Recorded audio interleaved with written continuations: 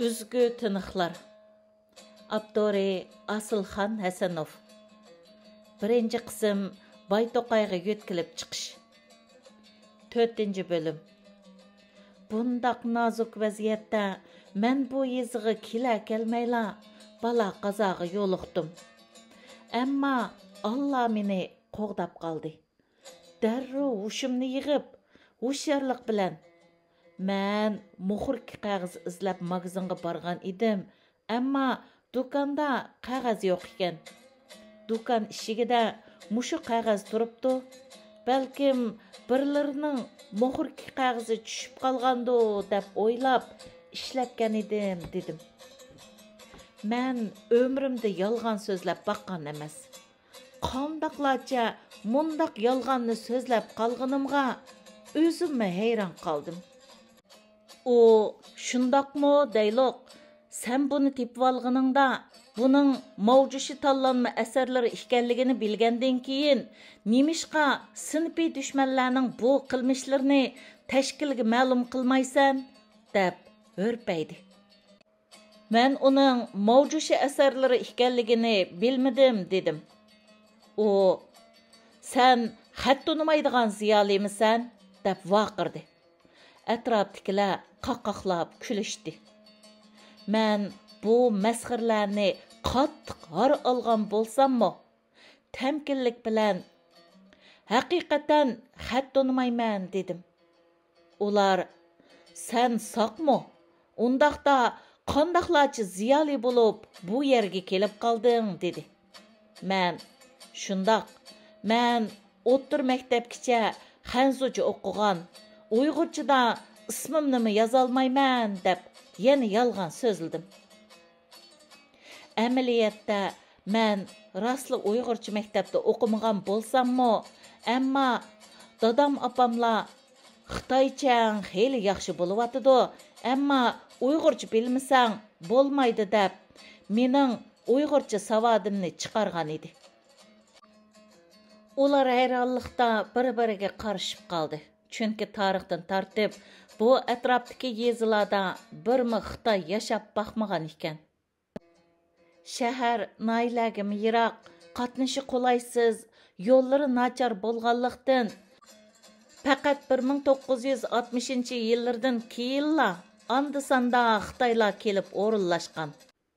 Mana bugungi kunda maxsus bir Xitoylar shodi va har bir mahallada 5-6 Xitoy oilasi o'rinlashtirilib, yezida bu qushqash tilda odamga o'xshash so'zlamaydigan munu Xitoylarning tilini o'zidan boshqa hech kim o'rganolmaydi ekan. Anglasak bu xalqning xati 10 mingdan oshadi ekan, uni o'zlari o'rganib bo'lolmag'dak degan gap so'zlar tarqalib yuribdi ekan. Şuna mening Uyg'urcha bilmayman, Xitoycha bilaman deganimga hayronligida dargumon bo'lib qilib, biz buni inqilob xizmat guruhi va dodi rahbarlariga doklad qilamiz. Masalan, bir taraf bo'lg'ich qaytib tur, ammo bu qilmishingga cho'qim javob qilasan deb qo'yib berdi. Men beshim sangilgan holda Xilil akamning uyiga qaytib keldim. Meni endi qandaq taqdir va falokatlar kutyotidi. Bu payjangning hayvisiga qaraganda, ashu jin shayton deb yig'ib olgan bicharlarning qatoriga qo'shib, rejimga olamdi qandaq. Allah o'zingga omonat deb xiyolga cho'mdim. Shu andishi bilan at deganda dodiga yana bordim. Heliqi qizillashgan tinmay kishilarga avorchilik tepib berdigan minbanglar ko'rinmaydi. Ishxonada raylashuvchi bor ekan. Tunugunki ish uchun bu ayol bir narsa deb ketarmi deb dakki-dukkida qo'rqinish ichida salom berib kirdim. Raylashuvchi hech ish bo'lmagandek qizg'in muomala qildi va bugunmi Yusan Katibning kelmaganligini aytib, bo'lmasa so'qma to'yga o'zingiz berib, katib bilan ko'rishgach, o'zingiz o'rinlashib oladigan ma'lini ko'rib kelamsiz ya dedi. Bu ayolning muomalasidan payjang degan ishlar bo'lmaydigan o'xshaydi deb ko'nglim sal-pal joyiga tushgandek bo'ldi. Öyge qaytib, Abduxilil akamga aytib qo'yib, so'qmaga yurib ketdim. Dadi bilan so'qma orlig'i 4 kilometrcha kelatdi.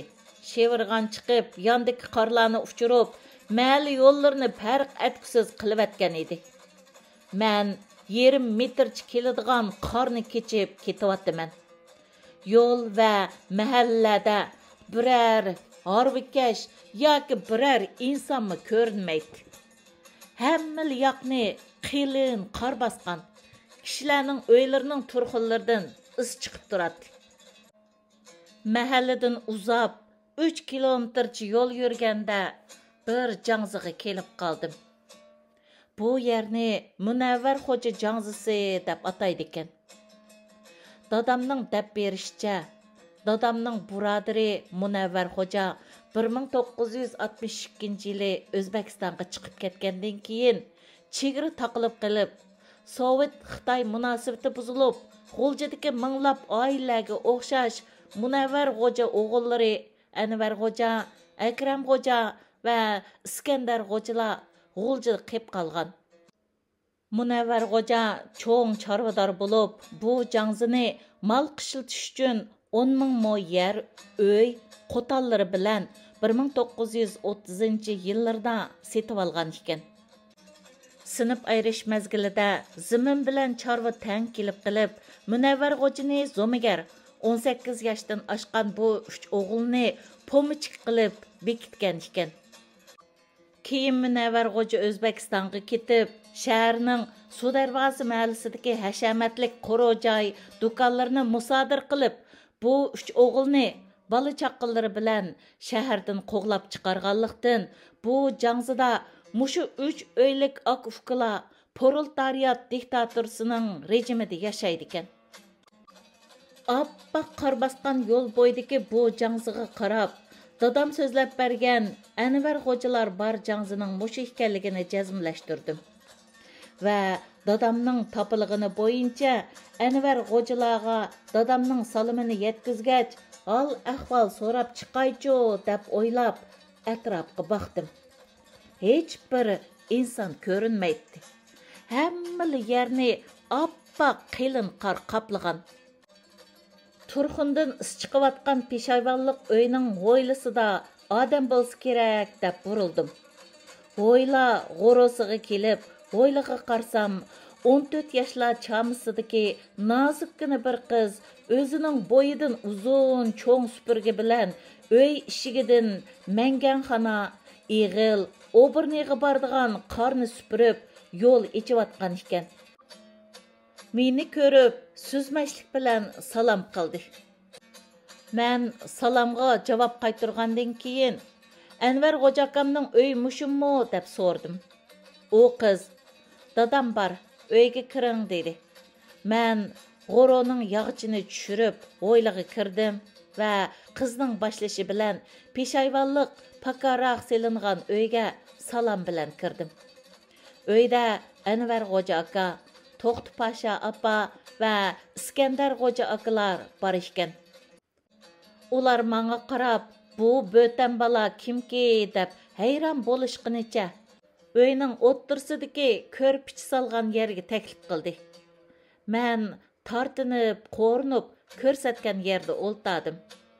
Bo'y duo qilgandan keyin salom soatlar bilan ahvol so'rashdik. Men atrofga ko'z yugurtib, 2-3 parcha kigiz selingan, bir donni sanduq ustiga yotgan ko'rpi tizilgan, bir chetda mash qo'yilgan. Uyning to'risidagi lim yog'ochqa bir taxtayni 2 beshidan inchika arg'amchi bilan bog'lab esib, sahroliklarning odati bo'yicha uning ustiga non, qaymoq va javurda sut qatorliq narsalarni qo'yib qo'ygan oddiy bir dehqon oilasini ko'rdim. Tova, bu qandaq jahon? Dadamning aytishicha 1920-1930 Sovet qizil tajovuzchi bosqinchilari O'rta Osiyo Turk davlatlarini besib olib, vahshiyona qirg'inchilik bilan inson qilpidan chiqqan holda rayimsizlarcha qirg'in qilib, millat ichidagi munavvar insonlarni Xitoyga o'xshash sotsializm, kommunizmga qarshi chiqqan basmachilar degan nom bilan puldar, ishbilar, yurt mo'tivarlari, ziyolilar, ilm ahli qatorliqlarni turlik tuman xil batnomlar bilan yurtlar bo'yicha shafqatsiz qirg'in qilgan, hatto o'raklarni o'ziga qo'litib tirik ko'mgan ekan. Ruslarning bundaq vahshiyona qirg'inchiligidan Uyg'ur, O'zbek, Qozoq, Qirg'iz va boshqa millat sarxillari taraf-tarafga qechishga majbur bo'lgan. Bularning bir qismi davolg'ida turayotgan Sharq Turkistonga chegirlardan ming bir mushaqqatda o'g'irliqcha bola chaqa va bir qism dafni dunyolarni elib qechib kelgan. Mana bu Munavvar Xo'ja oilasi va dadamlarmo ana shu 1930 yillarda G'uljiga kelib o'rinlashgan ekan.